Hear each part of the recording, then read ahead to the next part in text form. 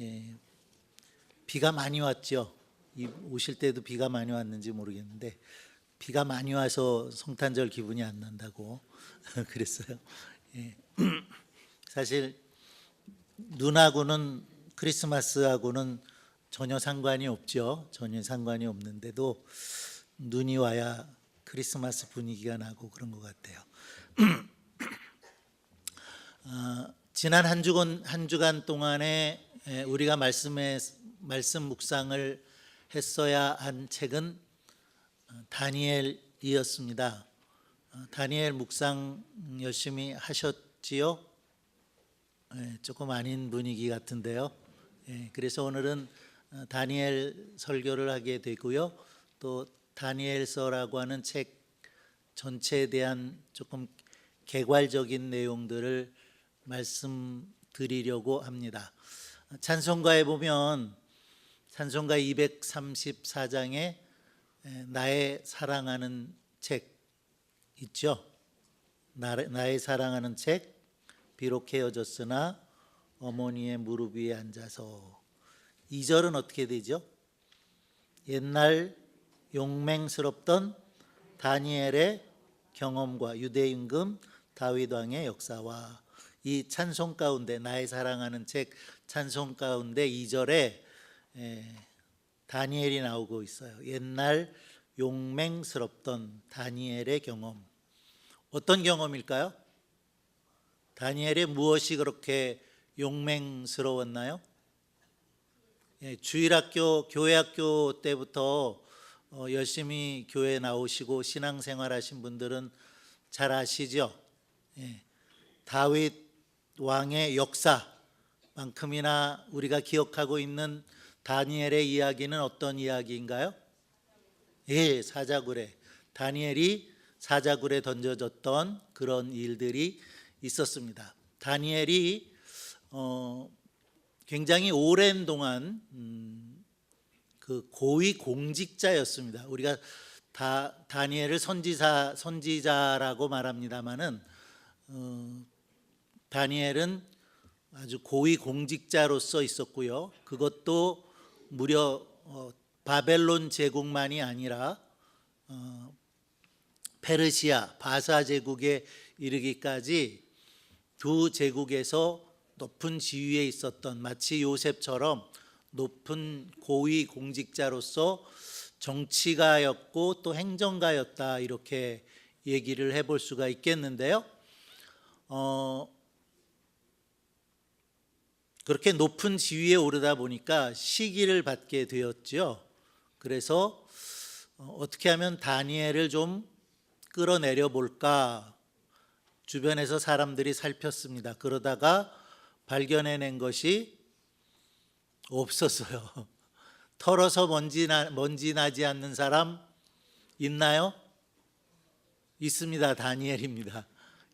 아무리 털어도 먼지가 나지 않았어요. 그래서 사람들이 모이하기를 앞으로 30일 동안 왕 이외에 다른 어느 누구에게도 기도를 하거나 섬기는 자는 사자굴에 던지도록 한다라는 조서를 꾸며서 왕에게 어인을 받게 되어지지요. 그런데 다니엘은 그 사실을 알고도 예루살렘을 향한 창문을 열고 늘 하던 것처럼 기도했다는 거죠. 그럴 때에 다니엘이 사자굴에 던지움을 받았지만 사자도 다니엘을 알아봤어요. 그래서 다니엘을 다 잡아먹지 않았었다. 그런 이야기가 다니엘서 가운데 있습니다. 또 한 가지 우리가 잘 알고 있는 이야기는 다니엘과 세 친구의 이야기죠. 다니엘의 세 친구 이야기. 느부갓네살 왕이 커다란 신상을 하나 만들었습니다. 그리고 그 신상 앞에 모두들 엎드려 절하라 라는 명령을 내렸는데요. 그 다니엘의 세 친구는 그 신상 앞에 절하지 않습니다. 그래서 왕 앞에 잡혀오게 되었고요. 너희들이 왜 절을 하지 않느냐, 왕의 명령을 듣지 않느냐, 지금이라도 절하면 용서하겠다, 만약에 절하지 않으면 불에 던지우겠다 라고 했던 거죠. 그런데 그 세 친구의 대답은 무엇이었습니까? 우리는 결코 그 우상 앞에, 신상 앞에 절할 수 없다. 하나님이 분명히 우리를 지키실 거다. 그 다음에 멋진 말을 했죠. 그 다음에 무슨 말을 했습니까? 그리 아니하실지라도. 그리 아니하실지라도. 그 불 가운데서 하나님이 우리를 구원하시지 아니할지라도 우리는 신상 앞에, 우상 앞에 절하지 않는다. 참 멋진 이야기죠. 자, 이런 이야기들이 다니엘서에 담겨져 있습니다. 다니엘서는 모두 12장으로 되어 있고요.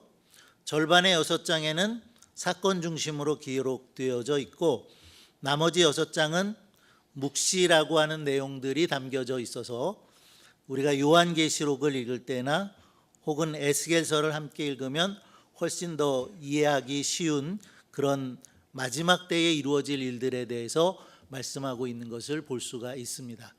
그래서 절반까지는 재미있게 우리가 읽을 수가 있는데요. 후반부에 가면 조금 어렵게 여겨지는 책이 바로 이 다니엘서라라고 하는 책입니다.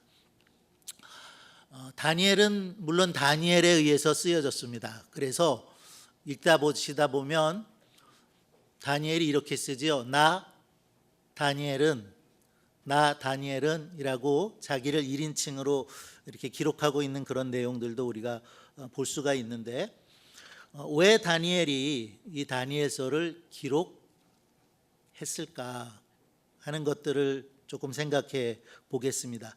다니엘서를 기록한 목적이 무엇이겠느냐 하는 것인데요. 세 가지로 이야기해 볼 수가 있겠어요.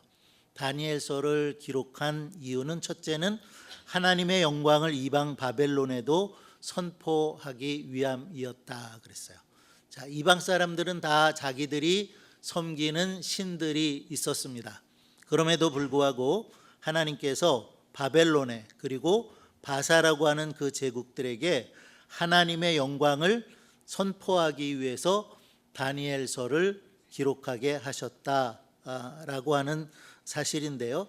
이것은 출애굽 사건 때 하나님께서 애굽에 내리셨던 그 10가지 재앙과 비슷한 면이 있습니다.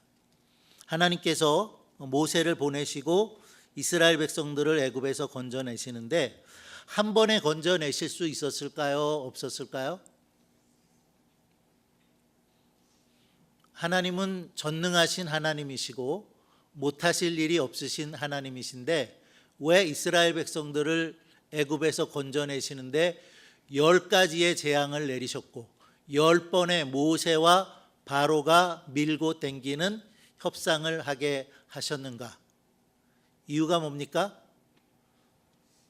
그냥 그랬다 아니죠. 이유가 있습니다. 분명히 이유가 있어요.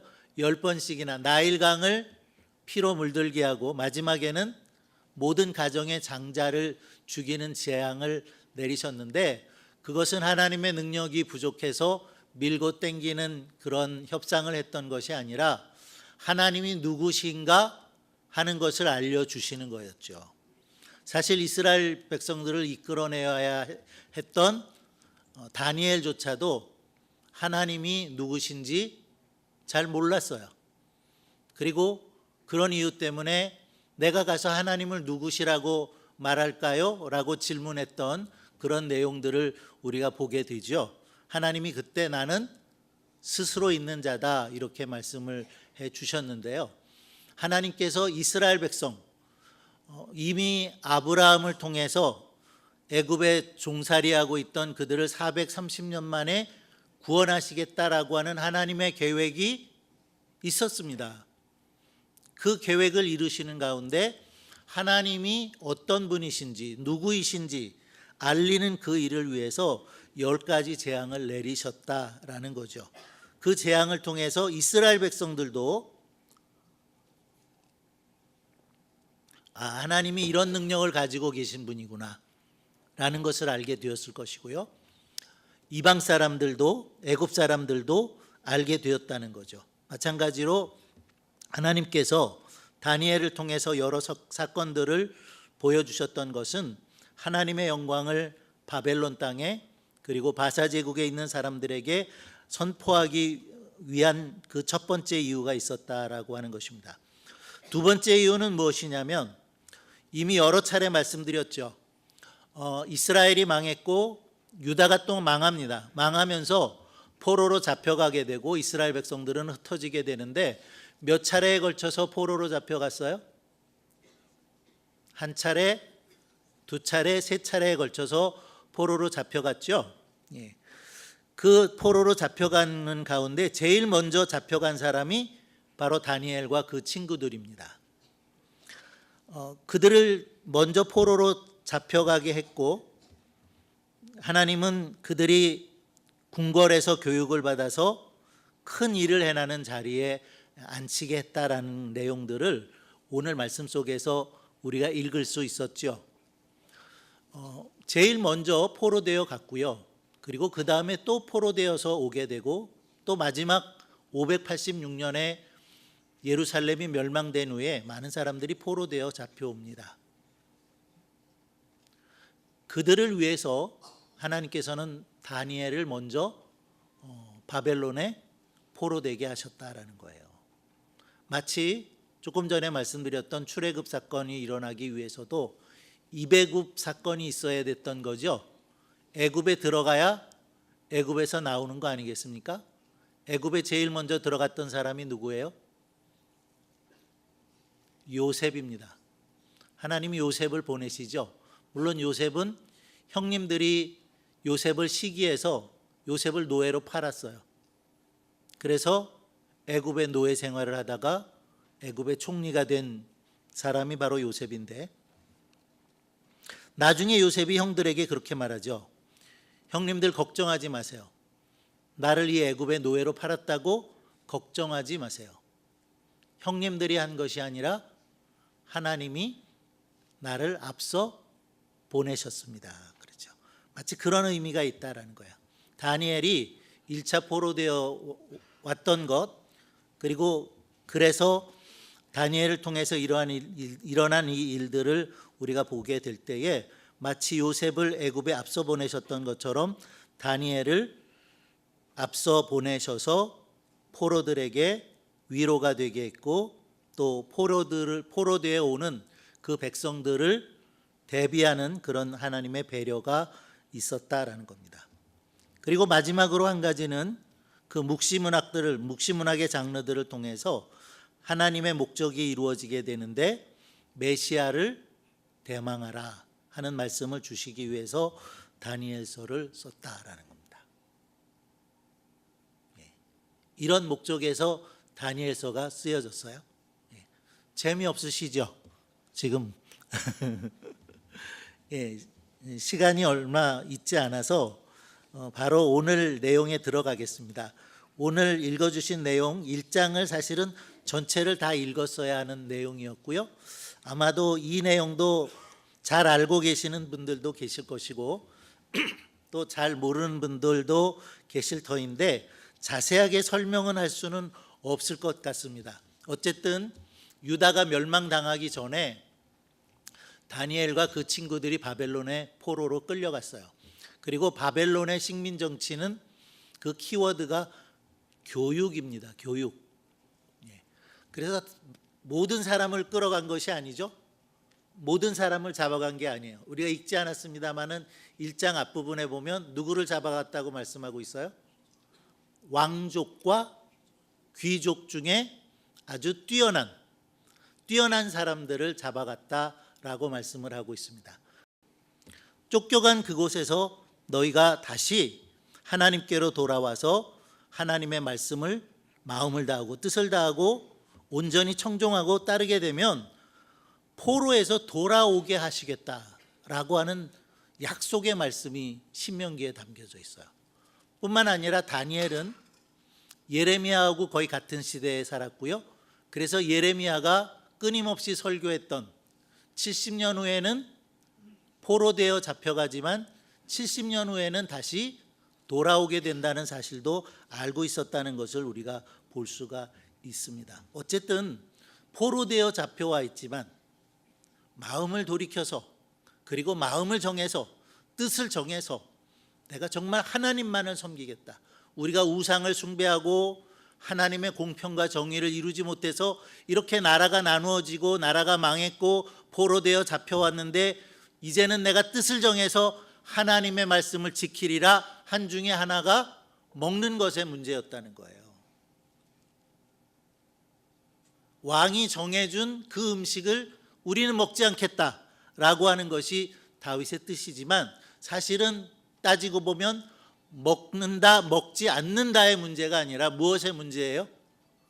하나님의 말씀을 순종하여 지키느냐, 지키지 않느냐의 문제였다는 거죠. 결국은 그 먹는 문제에 있어서조차도 하나님께서 명하신 것을 먹겠다, 하나님이 명하시지 않은 것은 먹지 않겠다라는 것인데, 몇 가지 이유를 우리가 생각해 볼 수가 있죠. 첫째는 이 음식들이 대개는 우상 숭배하는 일에 쓰여져서 우상 앞에 먼저 바쳐진 음식일 겁니다. 그런 이유에서 그런 음식은 우리가 먹지 않는다라는 것이고, 우리가 잘 아는 것처럼 레위기 몇 장? 11장에 하나님이 이스라엘 백성들이 거룩하게 구별하면서 내가 거룩하니 너희도 거룩하라고 하면서, 거룩한 백성은 이런 것을 먹는다, 정한 것을 먹는다, 거룩한 백성은 정하지 않은 부정한 것은 먹지 않는다라고 가르쳐 주셨던 그 말씀을 지키기 위해서 다니엘이 왕이 주는 진미를 우리는 먹지 않는다라고 뜻을 세웠다는 거예요. 뜻을 세웠더니 그대로 되든가요? 자, 오늘 말씀에 중요한 말씀이 있어요. 8절에 뜻을 세웠다는 말씀이 있고요, 뜻을 세웠더니 하나님의 도우심이 있는 거예요. 9절에 한번 볼까요? 9절 한번 띄워주실래요? 함께 읽겠습니다. 하나님이 다니엘로 환관장에게 은혜와 긍휼을 얻게 하신지라 그랬어요. 누가요? 하나님이 다니엘로 환관장에게 은혜와 긍휼을 얻게 하셨다. 다니엘이 뜻을 정했더니, 믿음으로 살겠다고 뜻을 정했더니, 하나님의 말씀대로 지켜서 살겠다고 어쩌면 하찮게 우리가 여길 수 있는 먹는 문제였는데, 그 먹는 문제에서부터 나는 하나님의 말씀을 지켜서 살겠다라고 뜻을 정했을 때 하나님은 다니엘에게 은혜와 긍휼을 베푸셨다는 거예요. 그러니까 이제 이후에 되어질 일을 다 우리가 읽어보면 그 일들은 하나님이 하시는 일이에요. 하나님이 다니엘에게 그리고 그 친구들에게 은혜와 긍휼을 베푸셨다라는 거예요. 다니엘이 우리는 왕이 주는 음식을 먹지 않겠다 했을 때 환관장이 오케이 그랬나요? 너희들 이거 먹기 싫어? 그럼 됐다, 다른 거 먹어라 그랬습니까? 안 된다 그랬어요. 왜 안 된다 그러죠? 누구의 명령입니까? 왕의 명령이에요. 왕이 내린 명령인데 너희가 이거를 먹지 않겠다고 하면 나의 목이 위험하다. 당연한 일이겠죠. 자, 그랬더니 다니엘이 아주 창조적인 제안을 합니다. 거기도 한번 읽어보시겠어요? 12절 한번 띄워주실래요? 함께 읽습니다. 청하오니 당신의 종들을 열흘 동안 시험하여 채식을 주어 먹게 하고 물을 주어 마시게 한 후에 그랬죠. 결국 열흘 동안 한번 시험해 보자라는 겁니다. 왕이 주는 것 말고 우리는 다른 것 먹겠다라는 거예요. 여기에서 꼭 우리가 채식을 했다고 거기에 주목할 필요는 없다고 생각돼요. 그러나 어쨌든 왕이 준 것이 아닌 다른 음식을 가지고 열흘 동안만 시험해 보자. 오케이 했죠.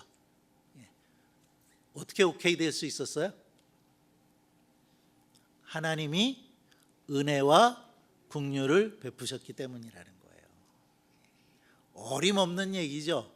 왕이 정해서 먹을 것까지 정해서 이것을 먹여라 했는데 아무리 10일이라 할지라도 1일이라 할지라도 그것을 어길 수는 없는 거였지만 환관장이 그의 제안을 받아들였다는 사실입니다. 뜻을 정했더니 하나님이 길을 열어주셨더라는 거예요. 은혜와 긍휼을 베풀어 주셔서 하나님은 길을 열어주시더라는 거죠. 결과를 보면 어떻습니까? 10일 후에 왕이 정해준 음식을 먹은 다른 소년들보다 다니엘과 그 친구들, 하나님의 말씀에 따라서 거룩하고 정한 음식을 먹었더니 그들이 훨씬 더 아름다웠더라, 윤택했더라. 3년이라고 하는 기간을 다 지나고 보니까 지혜와 지식이 다른 아이들보다 10배나 높았고, 다니엘은 몽조를 깨닫는 그러한 은혜도 입었더라. 그 다니엘은 누구 때까지? 고레스 왕 때까지, 고레스 원년까지 있었다. 이렇게 말씀되고 있죠. 바벨론 왕 이야기가 나오다가 고레스까지 갔어요. 굉장히 제국이 바뀐 겁니다. 바벨론 제국을 망하게 한 제국이 바사 제국이에요. 바사 제국의 왕이 고레스입니다. 다니엘은 뜻을 정해서 살았고요. 그는 하나님의 은혜와 긍휼을 힘입어서 바벨론 제국에서도, 그리고 바사 제국에서도 하나님의 위대한 인물로 쓰임을 받았다라고 하는 사실을 다니엘서는 우리에게 말씀해 주고 있습니다. 한 해가 다 가고 있는데요. 그래도 우리가 또 뜻을 정할 수 있기를 바랍니다. 하나님의 영광을 위해서 살아야 되겠다, 하나님의 말씀대로 순종해서 살아야 되겠다라고 하는 뜻을 정할 때, 그런 마음의 작정을 할 때에 반드시 하나님이 도우신다고 믿습니다. 우리가 결심하면, 우리가 마음에 작정하면 하나님이 도우세요. 그때부터 하나님의 은혜와 긍휼이 주어지는 줄로 믿습니다.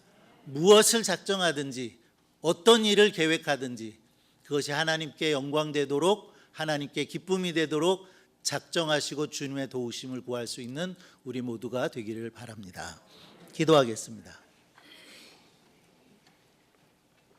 하나님 아버지, 대림절 네 번째 주일을 예배하게 하시니 감사를 드립니다. 어린아기